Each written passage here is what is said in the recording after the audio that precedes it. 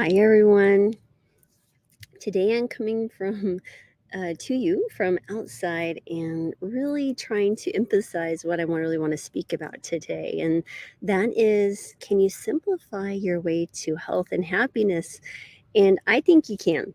And so I'm going to share a few things about myself along the way, and you got to wear your hat and cover your head protection and skin protection when you're outside, especially in this elevation in Colorado. This is real scenery behind me. This is not a backdrop make believe. So I am thoroughly enjoying myself. This is my third walk for today.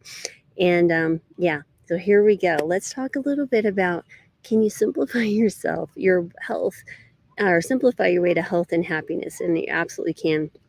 But just real quick, if you're new to this channel, my name is Dr. Lori Marvis. I'm a board-certified family and lifestyle medicine physician who specializes in really helping people manage and really just become experts in their own life when it comes to health and happiness. So let me jump right in, grab my notes as always. So first of all, I really want you to imagine where your life is flourishing, right? Just think about, what are those things that have happened in the past that really managed to help you feel well, and where your mind was clear, right? And that your relationships were deeply fulfilling, like everything was going well. You're like, man, if this is life, this is amazing.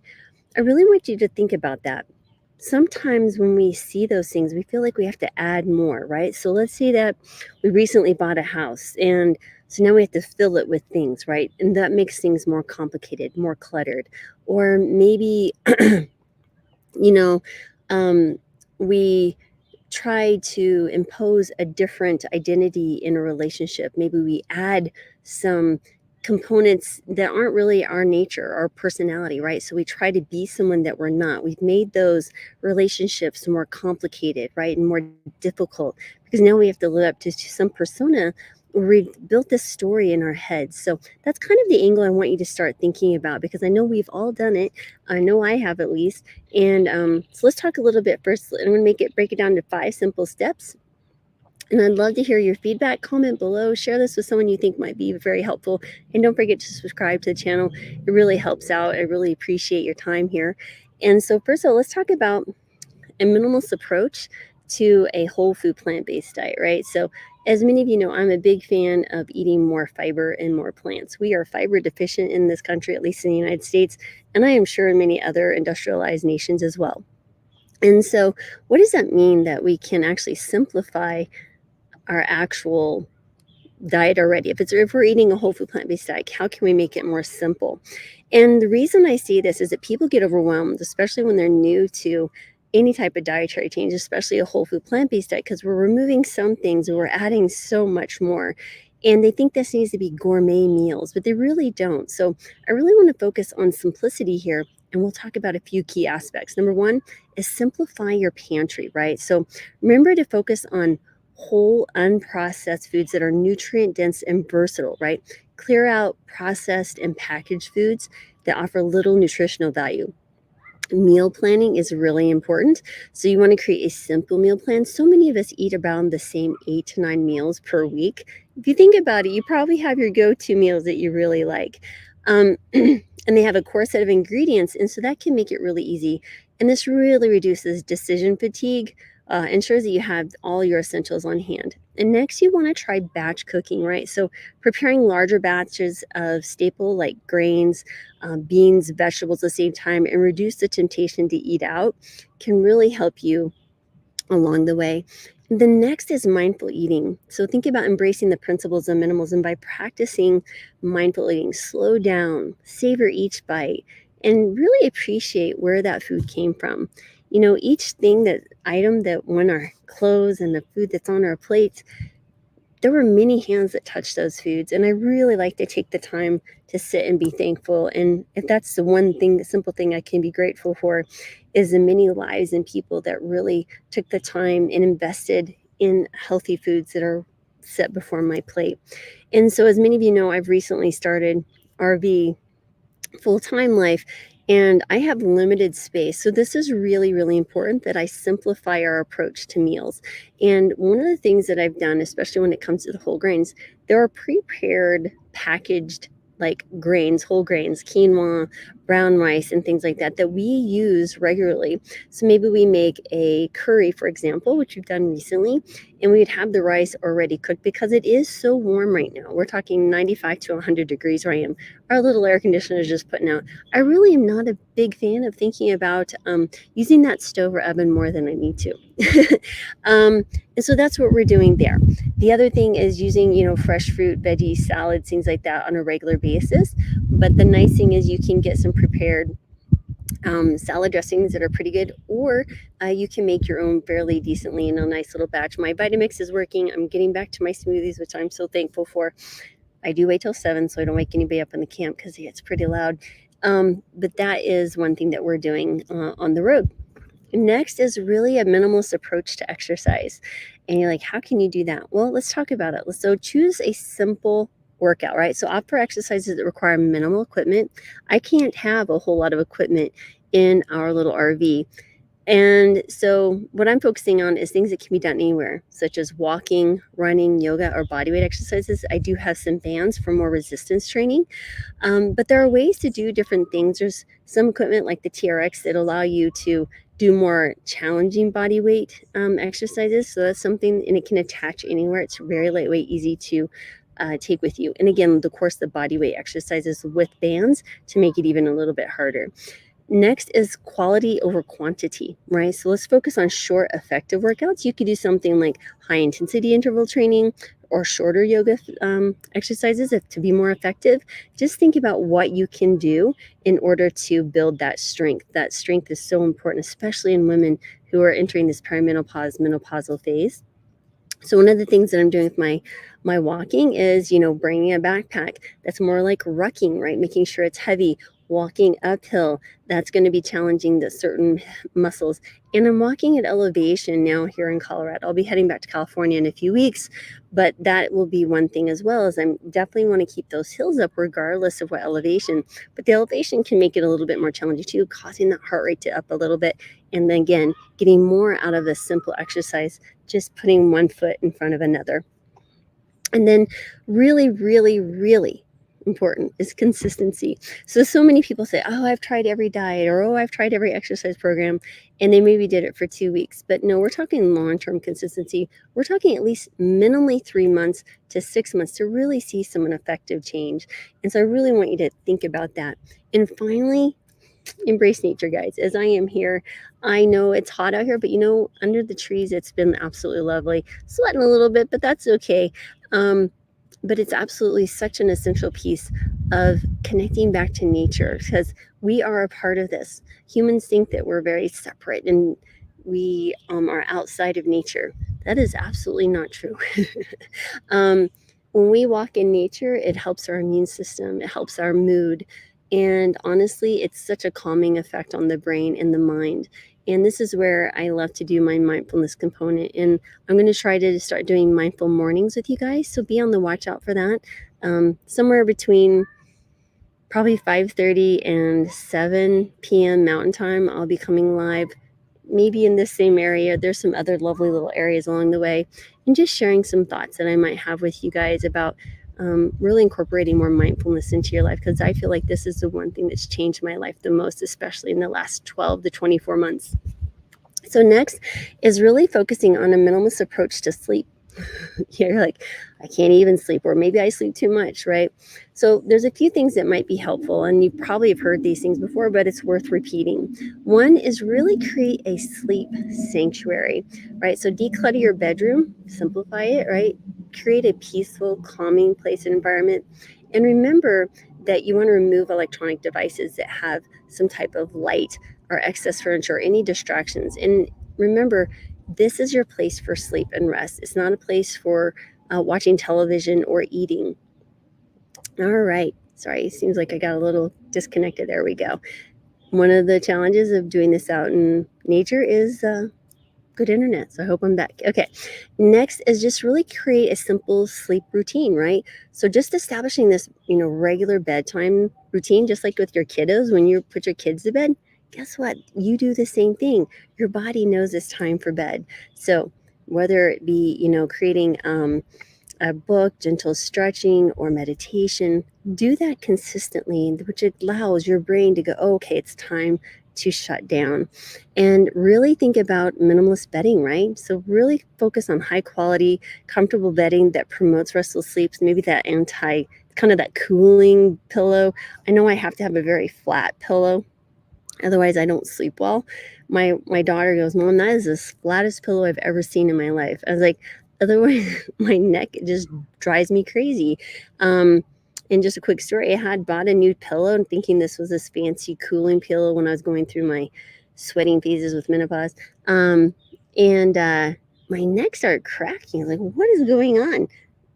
And it was the pillow. So I went back to a really flat pillow, and boy, that really solved the problem. So keeping that in mind, and of course, limit screen time, guys, including time here with me, which I do appreciate, by the way, but really focusing in and shutting down the lights, turning off the electronic devices, connecting with loved ones or yourself, meditation, yoga, again, mindfulness, journaling, painting, writing, whatever that might be. Doing something that doesn't require technology is so important. Next, I want to talk about something so highly important is a minimalist approach to stress management. And again, this is where mindfulness comes into place. Maybe sometime I'll go through how my life has changed so dramatically in the last 2 to 3 years, including starting a business, moving cross country for the, I don't know, 10th or 11th time, starting another business, shutting it down, starting a third business, again, now going to a nomadic lifestyle, uh, going through perimenopause, and just rearranging my whole life in so many, many different ways, kids getting married, all wonderful, crazy things, but I'm so grateful for them all. But mindfulness really anchored me, and that allowed me to set time to appreciate those changes in my life and knowing that when one door closes, another opens. And I hope that you take that too. So just even a few minutes of just some mindfulness, being present, connecting to your breath or grounding your feet, and really appreciating that my hands now are on this table and I'm here, and that's all that matters right now. Are my problems really? I think they're less, when I understand really right now there's a lot of stuff I need to get done, but that's okay. I'm here with you, and that's the most important moment because that's the only moment I have. The future will take care of itself. The past is done, so why worry about it? Here I am with you right now. That is what, my friends, I call mindfulness. And so next is really decluttering your mind.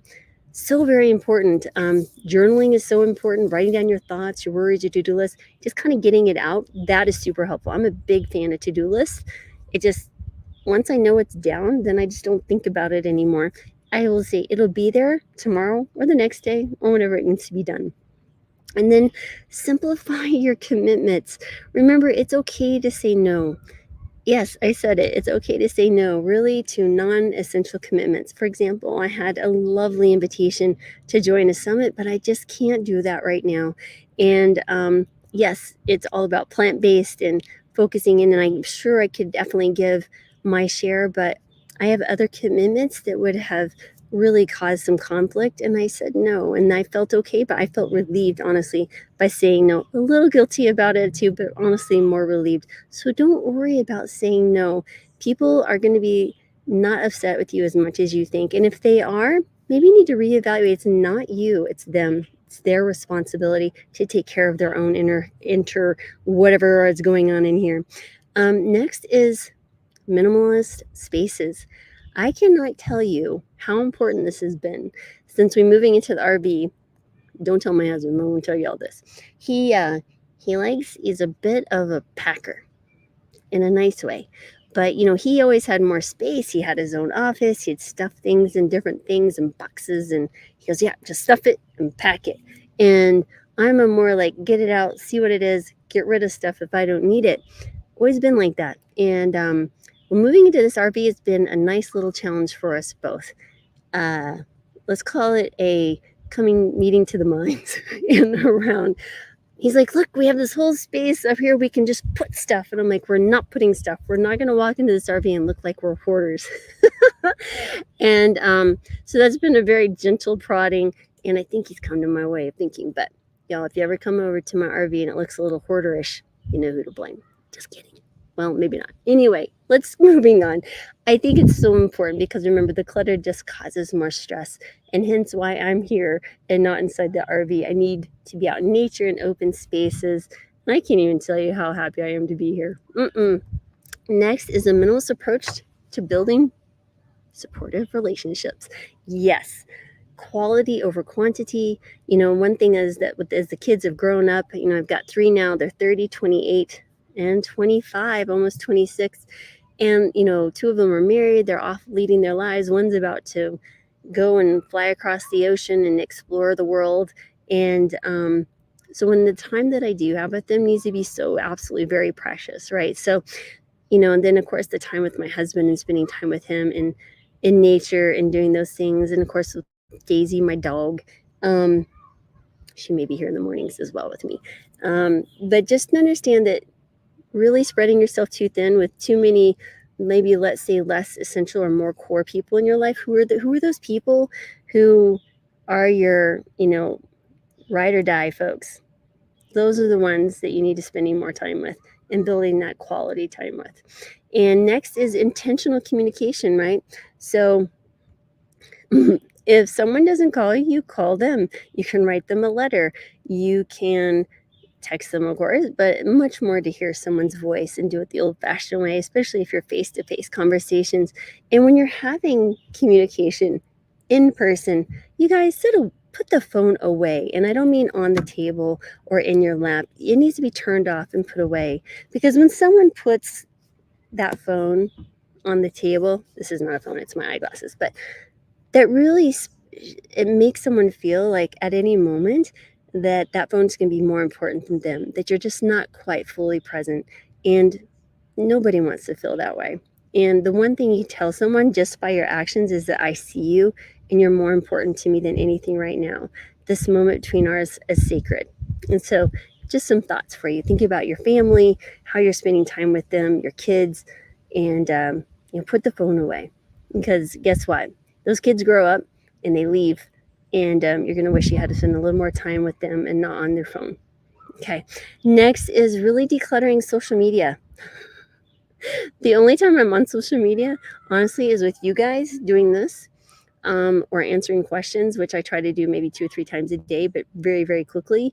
And yeah, so really, really decluttering your social media. And honestly, the main reason I'm on here because I know I can reach more people. And I've made some lovely, wonderful friends, honestly, through this technology and then further meeting in person. So yes, it has its pros and cons, but you have to manage it. And if you don't manage it can take you over. It can cause more stress. It can cause more worry or comparison. And yeah, so just know that you're wonderful. And regardless of what you're seeing on social media, it doesn't matter. What matters is that what's going on in here and that they're connected. Next is just shared activities, just simple walks with each other, a simple meal, sitting down to share a cup of tea or coffee, maybe sharing a project like painting. Maybe I remember we've done pottery with the kids. We've even done like 5K walks or runs. We've done obstacle courses, bike rides. If you can share something out in the real world, share building a meal together. What a wonderful experience. So many ways to really think about doing shared activities. So I hope you found this helpful. It's really combining minimalism with what I consider the 5 key aspects of well-being, which is, of course, nutrition, sleep, stress management, and your relationships, and then, of course, exercise. Move that body. So think about that. I hope that was helpful. It's definitely been my approach here. And like I said, be on the watch out for mindful mornings. We'll see how they roll out, and hope you found them helpful. But again, as always, I am sending joy, love, and peace and gratitude and healing your way because I'm always so very thankful that you're here. And I hope you like my hat. I might be sporting one other one. Yes, I'm in this one, but I feel like There was a darker green one I got for $6. It's on its way to me. Um, it'll be well worth it. It'll be well loved and worn, and y'all see it a lot. Okay. All right, guys. Have a good one, and blessings to you all. Have a wonderful, wonderful rest of your day. And again, thanks for being here.